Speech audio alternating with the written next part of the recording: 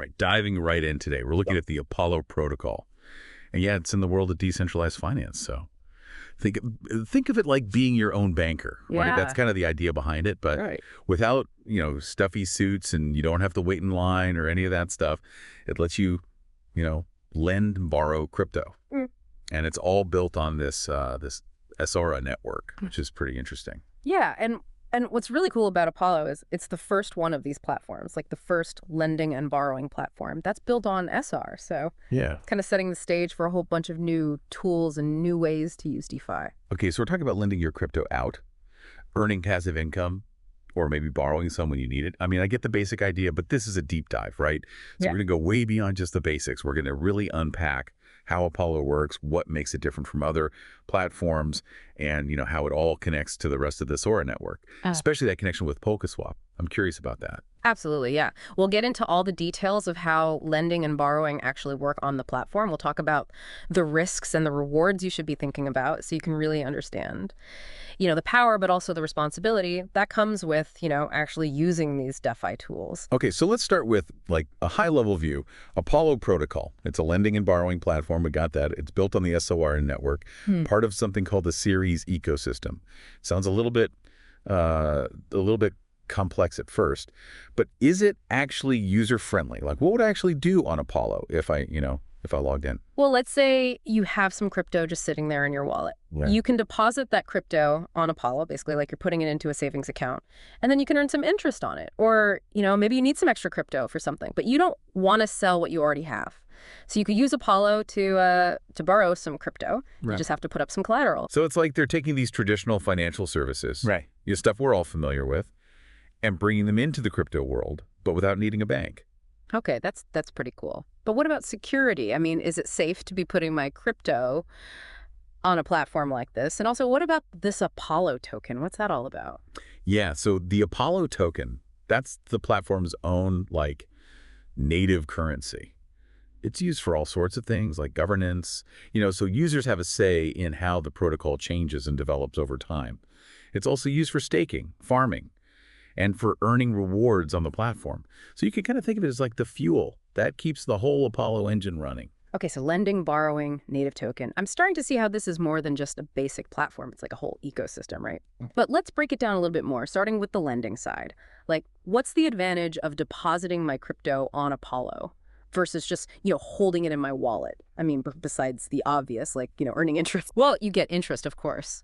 But Apollo actually offers 3 different types of rewards for lenders. So first, you get a fixed reward just for depositing your assets. Then there's a reward that comes from the loan interest. So something like 80 to 90% of the interest that borrowers are paying is used to buy back Apollo tokens. And those are distributed to the lenders. So basically, as a lender, you're benefiting from people taking out loans. Interesting. What's that third type of reward? The third reward is for liquidations. So when a borrower can't pay back their loan, their collateral gets liquidated, and then a part of that liquidated amount gets distributed to the lenders, which helps to offset, any potential losses for the lending pool. Okay, so you have multiple ways to earn rewards as a lender, but risk and reward usually go together, don't they? So what are some things lenders should be aware of before they deposit their crypto on Apollo? Oh, you're absolutely right. Risk is a big part of this. One really important thing to consider is the utilization rate. It's often shown as just a U, and it basically tells you how much of the deposited asset is currently being borrowed, like what percentage. So if the utilization rate is really high, like close to 100%, it means that most of the available crypto is out on loan. And that can affect your ability to withdraw your assets right away if you need to. So high utilization, high demand, but less liquidity. So it's a trade-off to think about. That makes sense. Now, switching gears a bit, what about borrowers? What do they need to know before they take out a loan on Apollo? The most important thing for borrowers to get their heads around is the idea of collateralization. Just like a regular loan, you need to provide something of value as collateral to secure that loan. In this case, the collateral is crypto. And the amount of crypto you can borrow depends on the loan-to-value ratio, or LTV for short, of the asset you're using as collateral. So if I have, let's say, $100 worth of ETH, and the LTV for ETH is 80%, I could borrow up to $80 worth of, some other cryptocurrency. That's exactly right. And here's what makes Apollo interesting. Borrowers also get rewards in Apollo tokens. Wait a minute, borrowers get rewarded too. I thought rewards were only for lenders. That's one of the things that makes Apollo unique. by rewarding both lenders and borrowers. It encourages participation on both sides, which creates a more balanced and sustainable system. I see how that makes sense, but doesn't that kind of encourage risky behavior from borrowers? Wouldn't it be safer to only reward the lenders, the ones who are actually taking on the risk, putting up the capital? Yeah, that's a really good point, and that's why Apollo has a pretty robust risk management system. Borrowers really need to keep an eye on their health factor, or HF for short. It's basically a metric that tells you how healthy your loan is. Health factor. Okay, what is that like? What's it actually measuring? Think of it like the gauges on your car's dashboard, you know? It's Sure. constantly monitoring the ratio between your collateral value and the amount you've borrowed. So if your health factor drops below 1, it means your collateral might not be enough to cover the loan anymore, and that puts you at risk of liquidation. Liquidation. That sounds kind of scary. What happens when a borrower gets liquidated? Essentially, if your health factor gets too low, the protocol automatically sells off some of your collateral to pay back the loan and protect the lenders. So it's a safety net for the system. But it can mean that the borrower loses some of their funds. So borrowers, yeah, they get the benefit of rewards, but they really have to understand the risks involved, Yeah. especially that health factor and the possibility of being liquidated. It's a good reminder that DeFi, I mean, it's exciting, it's innovative, there's lots of opportunity, but you have to be careful. You have to understand how to manage your risk. Couldn't have said it better myself. Oh, wow. DeFi is all about informed participation.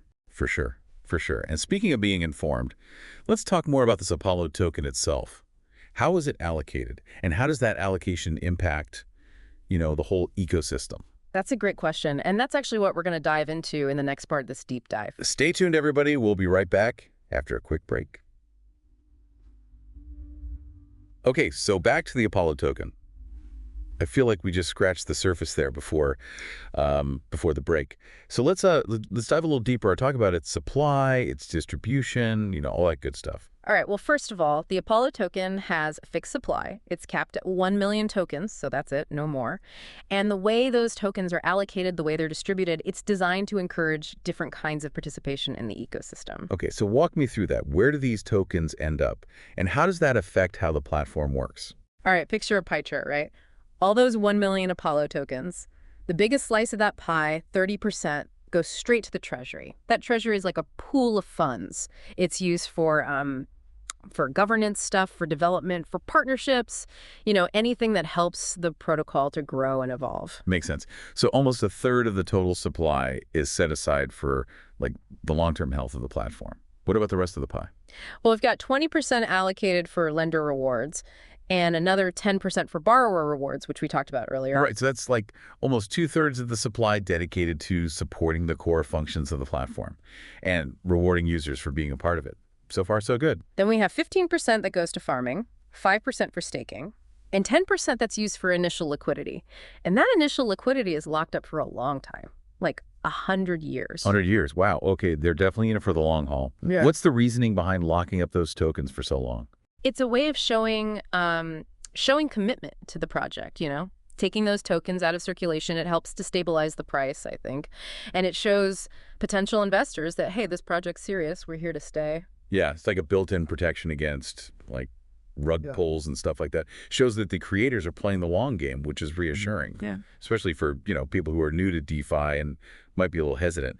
But you mentioned earlier about airdrops to XOR and series holders. What's the story there? Oh, right. So 5% of the Apollo supply is airdropped to XOR holders, and then another 5% goes to series holders. Quick reminder for our listeners, XOR and series, those are both tokens that are part of the SORA network, right? Exactly. SORA is that underlying blockchain that Apollo is built on, and XOR and series are like key tokens within that SORA ecosystem. So if you're already involved in SORA, you might be eligible for some free Apollo tokens. Not bad. But this brings up a question I've been thinking about. How does Apollo actually fit in with the rest of the SORA ecosystem?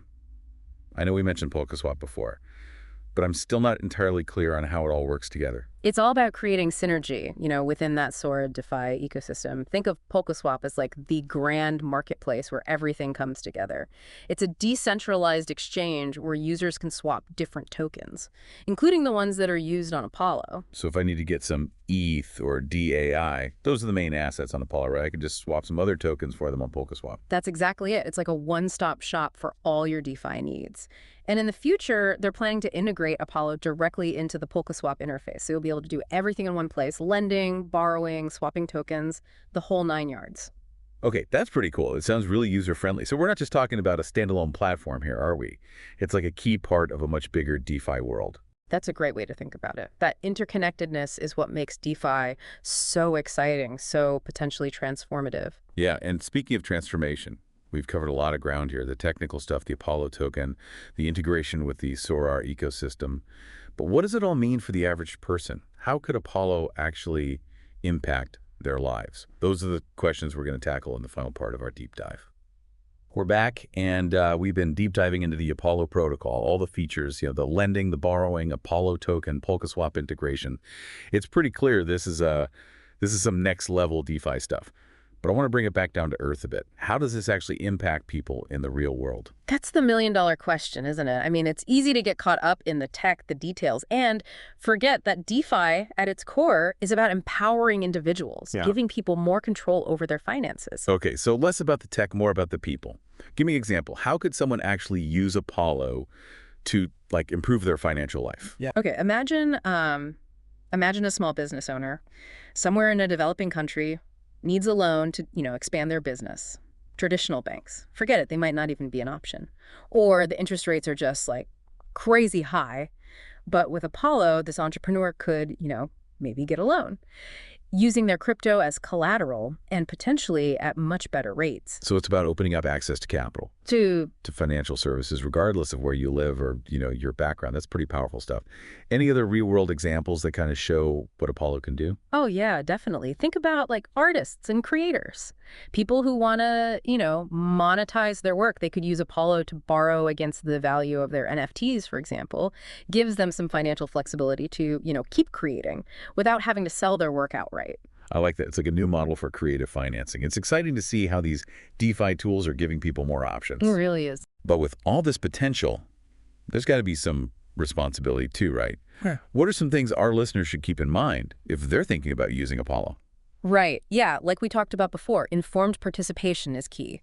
So before you jump in, deposit any funds, borrow anything, take some time to, really research Apollo, understand how it works, and pay attention to the risk management stuff we discussed, like the health factor, the possibility of liquidation. DeFi is amazing, but it's not without risks, right? It's like exploring uncharted territory. Exactly. Exciting, but you need a map. You need a compass, Yeah.